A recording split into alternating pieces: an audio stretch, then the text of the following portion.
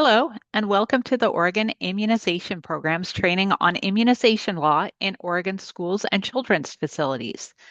This training is about reporting and is for sites that use computer systems, such as approved student information systems, to generate their immunization reports. If you are filling out the report forms manually, please watch the other training. My name is Stacy Diastis Matthews, and you can email me at oregon.imm@odhsoha.oregon.gov if you have any questions that come up during the training or if you'd like to request this training in a different format. This is a series of trainings that covers the immunization review process in three parts: requirements, alert IIS, and reports. This is part 3, reports. To set up for success when immunization reports are due in the winter, there are some important fall activities. First, make sure to enter all of the immunization and exemption dates you have for each student in your student information system. This is key so that reports have all of the data to be able to run correctly. Check Alert IIS for students missing immunizations. You can watch the part of this training about Alert IIS to find out how to get access to this system. For students whose records are incomplete, learn how to send the parent letter from your SIS. Sending these letters in the fall helps give families time to make an appointment, get needed immunizations, and get the records back to you before your report is due. And finally, learn how to run the immunization reports that are due in the winter so you're prepared when those reports are due. Let's go over some important dates. The immunization report, which was previously known as the primary review summary, pages 1 and 2, are due by January 14th, 2026. Then the local health department has 3 weeks to mail exclusion orders to families of children who are missing documentation of immunization or exemption. The letters will be mailed by February 4th this year. Exclusion day is February 25th, 2026. This is the deadline by which all children must have up-to-date documentation of immunization or exemption on file with you, or by law, they can't come to school or childcare until that documentation is received. In this past, exclusion day was on the third Wednesday in February, and now it is moving to the fourth Wednesday in February. So that's February 25th this school year. And then finally, you'll have a set of follow-up reports to do. The immunization report updated pages 2 and 3 and 4 due by March 9th this school year. For the first report in January, you'll be able to run this in your student information system. It categorizes all of the immunization records in your system as complete, non-medical exemption, medical exemption, incomplete, and no record.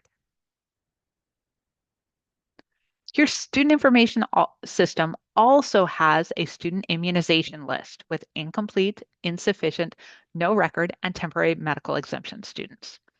You don't need to include non-medical exemptions on this list unless it's requested by your local health department.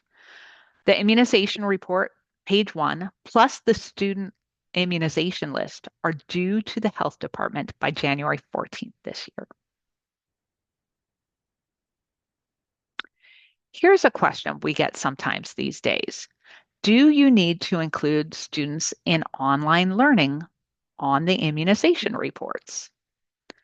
Well, the answer is yes, if the student may be in some in-person classes this year.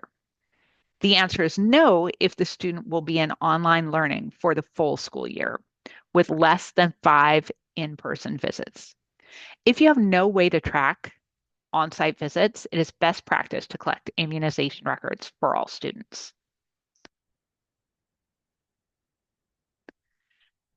February 4th this year is the deadline when the county has to mail the official letters to families. 1 copy is sent to the family and 1 to the school. If you use Synergy, the county may ask the school or district about generating the exclusion orders as well, as this will ensure that the letters are the most accurate. Then, February 25th, 2026 is the immunization deadline this year. You need to exclude any students if their records have not been updated as specified on the exclusion order, and the student needs to be excluded until that record has been updated and you have the appropriate paperwork on file. If they don't have the paperwork by the next day, then you continue to exclude them. But you can let students back in as soon as you have that paperwork. So if a half an hour after the start of school on exclusion day, they have the documentation needed, then you let them right back into school. You'll also need to keep track of how many students you excluded by using the last column on page 2 of the immunization report. Also, make sure you are completing data entry of the new immunizations or exemption records in your student information system as you receive them, because you'll need to have this done before you can submit the follow-up reports that are due on March 9th.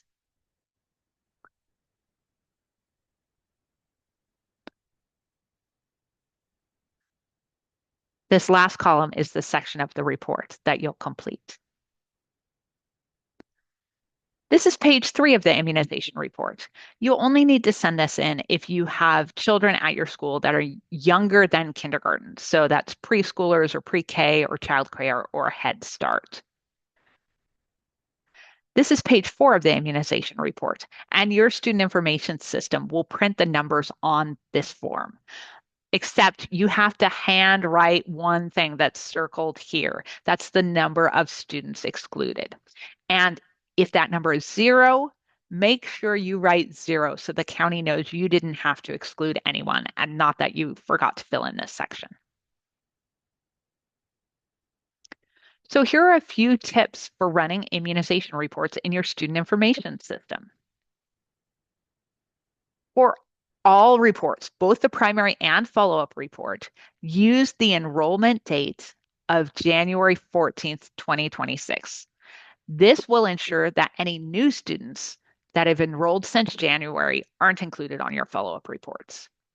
And then on both reports, use the current date that you run the report as the assessment date. And you'll have to handwrite the number of students excluded on the preschool section E and the full school section H reports. In early March activities, after you turn in your follow-up report, you're done with the immunization review for the year. Keep copies of immunization reports and exclusion orders for 1 year.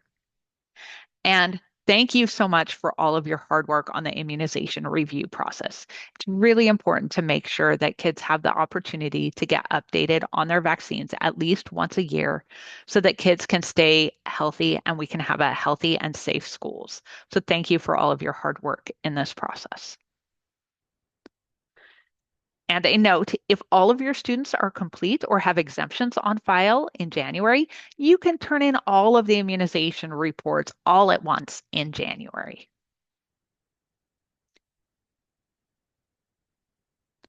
And a note for those of you who are using electronic registration through your student information system.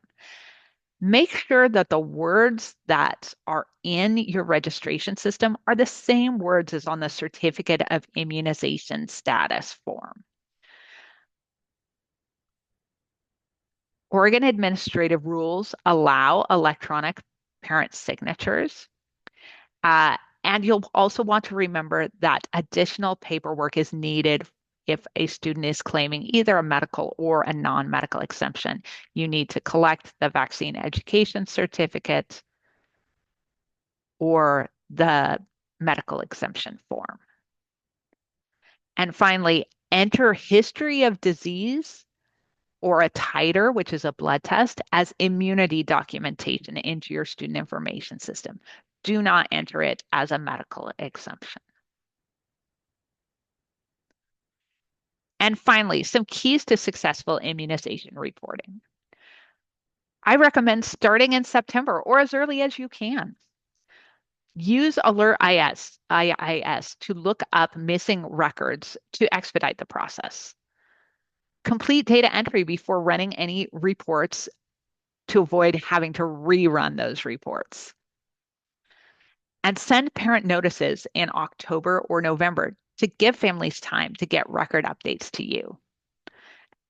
Use January 14th, 2026 as the enrollment date when running those reports. And finally, turn in those reports on time. Your local health department will thank you. Here are the Oregon Revised Statute and Oregon Administrative Rule references. You can find the immunization report forms at www.healthoregon.org/school packet. If you have any questions, please contact your local health department or email the Oregon Immunization Program at oregon.imm@odhsoha.oregon.gov.